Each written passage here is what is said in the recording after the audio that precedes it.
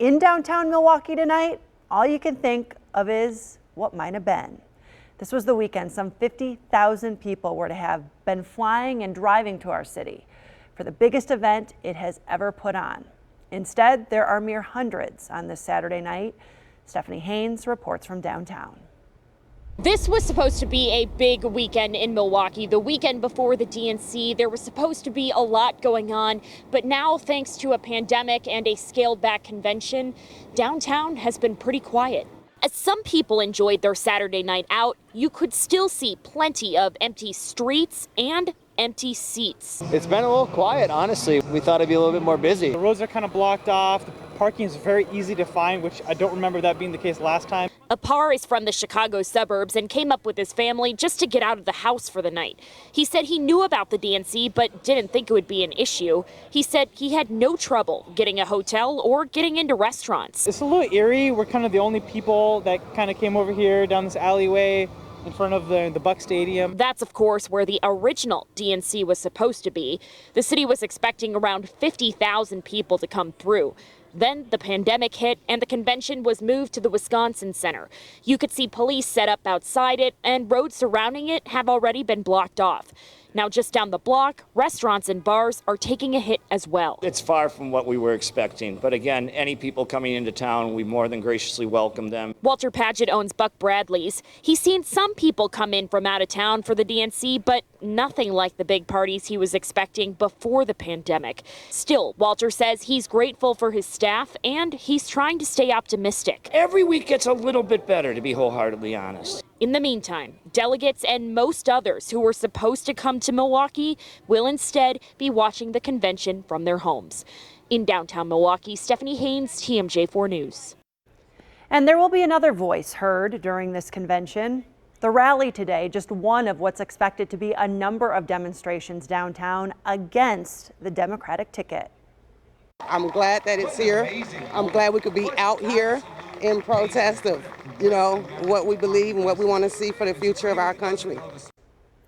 TMJ4 News has you covered on air and online leading up to and during the Democratic National Convention. We'll be posting all of our stories and live streaming as well at tmj4.com/DNC.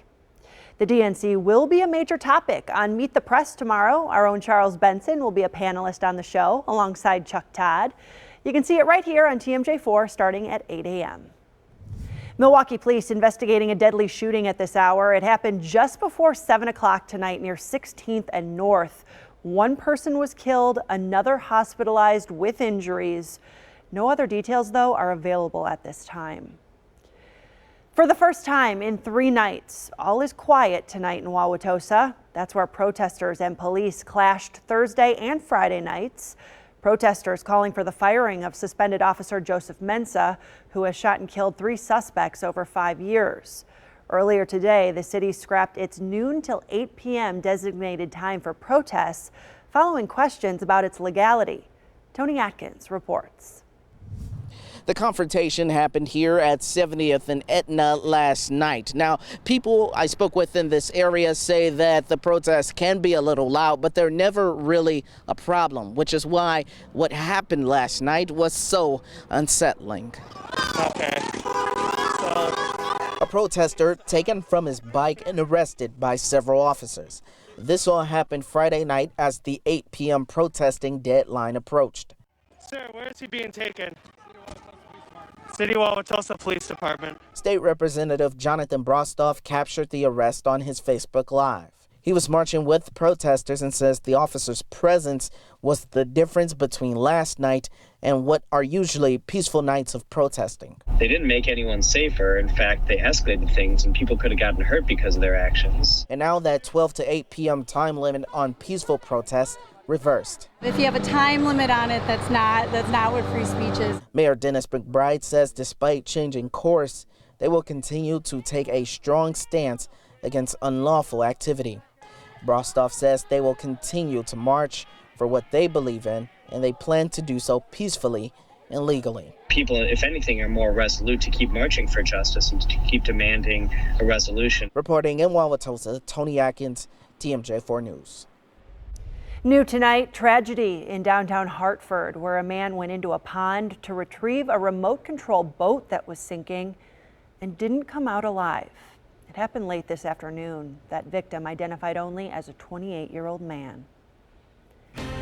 For the 5th time this week, the number of new coronavirus cases reported by the state was below 900. The 829 new cases reported by health officials today sends the state's total number of cases beyond the 65,000 mark. 13 more deaths were recorded on Saturday, pushing the total since the outbreak began to 1,038. The number reflects 1.6% of total cases. Top Democrats are reportedly considering whether to bring the House back into session as early as next week to discuss some of the issues facing the U.S. Postal Service. The Postal Service is strapped for money and instituting cutbacks, and its warning states that it can't guarantee all ballots cast by mail for the November election will arrive in time to be counted. President Donald Trump and congressional Democrats are at odds over funding for the Postal Service, as well as the use of mail-in ballots.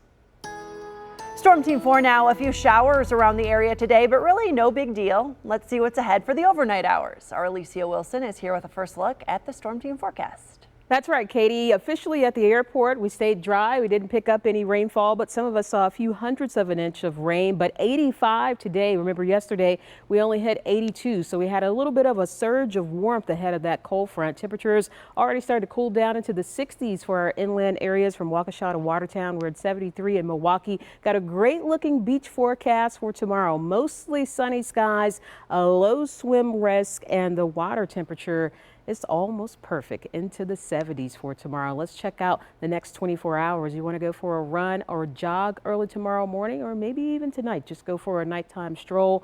We're going to see partly cloudy skies, then clearing early in the morning and plenty of sunshine to kick off tomorrow morning. We'll still be into the 60s. All right, thanks, Alicia.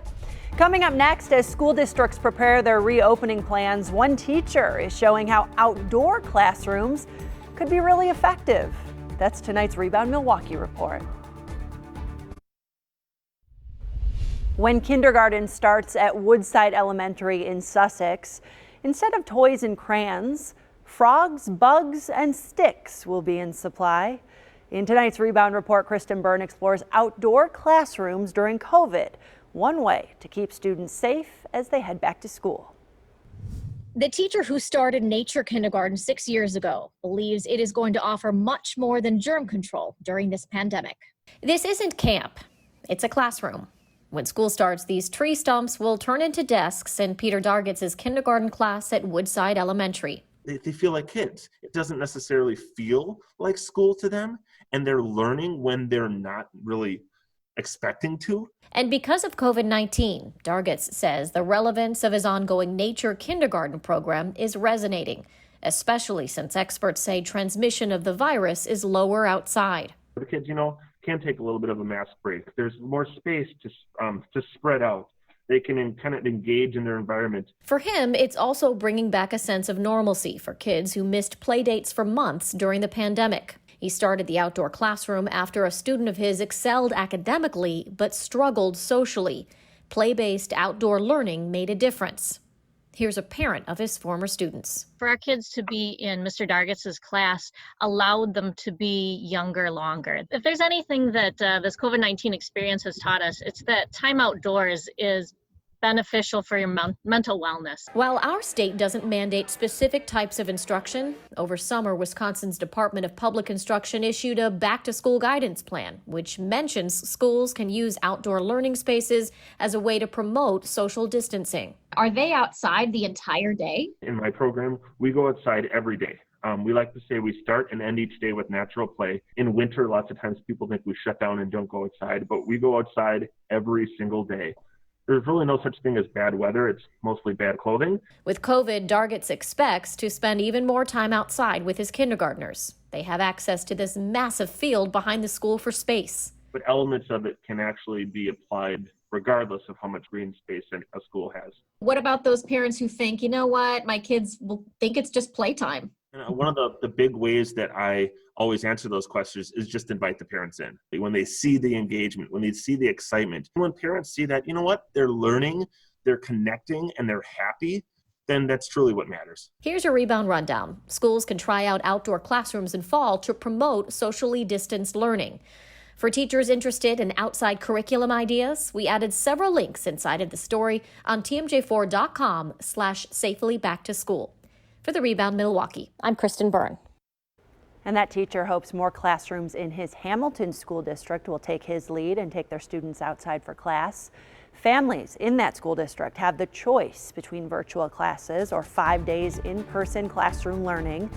Alicia is back with the Sunday forecast. Hopefully it's some outside weather next.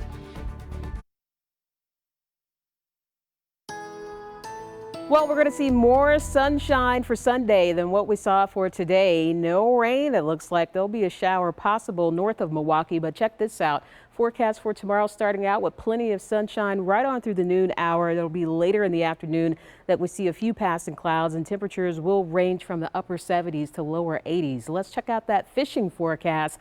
I've seen a lot of people out fishing over the past couple of days, and we're going to be in store for a dry stretch, not only for tomorrow, but right on through Tuesday, with the rain chances not returning until Wednesday. So we're going to go with the green fish all the way through Tuesday. Less humid air both for Monday and Tuesday. A few scattered showers and storms for Wednesday and Thursday. A little bit more cloud cover, but still a pretty nice day with temperatures into the upper 70s and lower 80s again. We're at 73 right now in Milwaukee. That drier air is continuing to filter in on that northwesterly wind at 9 miles per hour. It's at 64 in Watertown and Beaver Dam, 68 in Fond du Lac, and Sheboygan is checking in at 71. We could see the evidence of that drier air that is pushed in with the dew points into the 50s. We're still hanging on to those 60s though near the lakefront. So the cold front's made its way through the area. Not worried about any rainfall as we go through the overnight, and we're seeing that on future forecasts. We'll start it here right after 11 o'clock and stop it here at 8 o'clock in the morning. Sunny skies, a little bit more cloud cover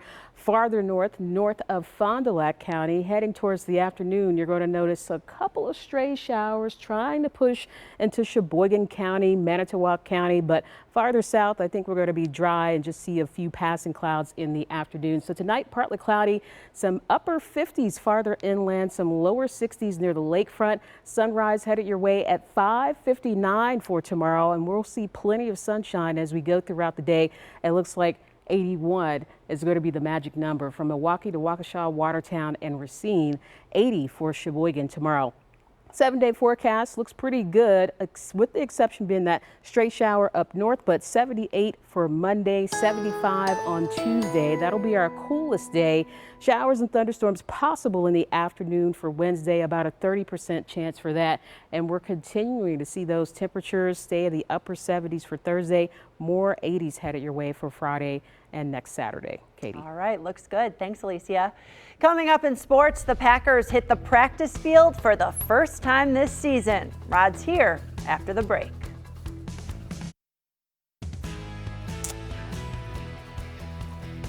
After a week of testing up in Green Bay, your Green Bay Packers finally hit the practice field for the first time of the season today. There were no fans in the stands or kids waiting with their bikes on this day, but at least the team got their work in today. We're going to start you off with the quarterbacks tonight. Here's Aaron Rodgers leading the drills for the quarterbacks today on the first day. And there were a lot of eyes on rookie quarterback, first-round draft pick Jordan Love, who will wear number 10 this season. No tackle Kenny Clark. He got paid today, folks. That's coming up. Fresh off of signing that mega deal, hitting the blocking sled earlier today. And star linebackers Darius Smith working those moves in practice. Why doesn't that guy have some pads on? It's good to see the entire team on the practice field at once today. Here's Aaron Rodgers on day one. Yeah, today was sharp. Today the energy was really good. I felt, Matt was stressing that before practice, but I felt like it was sharp. There weren't a lot of guys on the ground, and we were moving around pretty good. We were pretty efficient at times. So that's how we want it to look. I think a lot of that on offense is it's our second year. We're just more comfortable in the offense and feeling a little better about play selection, timing, responsibility within each play. And the Green Bay Packers opened up their pocketbooks today and made Kenny Clark the highest paid nose tackle in NFL history today. Clark signs a new 4-year extension worth $70 million. He'll get $37 million of it in his first 2 years of the deal. $25 million of it is guaranteed. He had 16.5 sacks during his first 4 years as a Packer. Here's Kenny on his new deal. Honestly, I really don't even know what to say. Like, when Russ gave me the contract to sign, I was shaking. I'm shaking his hand. I'm shaking and stuff. I'm like, I didn't know what to say, man. So, yeah, man, we done been through a lot. You know, my mom, she called me. She was crying. My brother, he's so excited. I know my dad's he's feeling it right now. But I'm just blessed. That's all I can say, man. I'm just blessed. I'm just happy about this opportunity. Couldn't happen to a better guy. The Milwaukee Brewers outlasted the Chicago Cubs in extra innings today down at Wrigley Field. The Crew wins their second straight game against the Cubbies and improved to 2-0 in extra inning games so far this season. The Cubs would get on the board first in the opening inning. Anthony Rizzo tags Adrian Hauser for a solo shot to left. That put the Cubs up 1-0. Chicago would go up 3-0 in the second inning when Rizzo gets this double to drop in center that scores another run. But here come your Brewers. They get after it in the fourth inning. Justin Smoke comes up big with a 2-run double to left center. That scores a couple of runs that makes it 3-2. Bronny would later score to tie the game up at 3-all in that fourth inning. Steven Sousa, though, for the Cubs would hit this home run and knock the game up at 4-all in the eighth inning. So the game would go into extra innings, tied at 4 in the 10th inning. Avi Garcia comes up clutch with a double to right that scores Christian Yelich. The Brewers beat the Cubs 6-5 in 10 innings. Now we're going to head to the links in the third round of the Bridgestone Senior Players Championship. Wisconsin's very own Jerry Kelly had a 3-shot lead to start the day. He's looking for a long birdie on 13 right here, folks. The ball is headed for the cup. Does he have enough? He drops it right at the bottom of the cup right there. He shoots a 70. He has a 1-shot lead heading in to Sunday. That is a look at sports. I love that smile. We're back with more news after the break.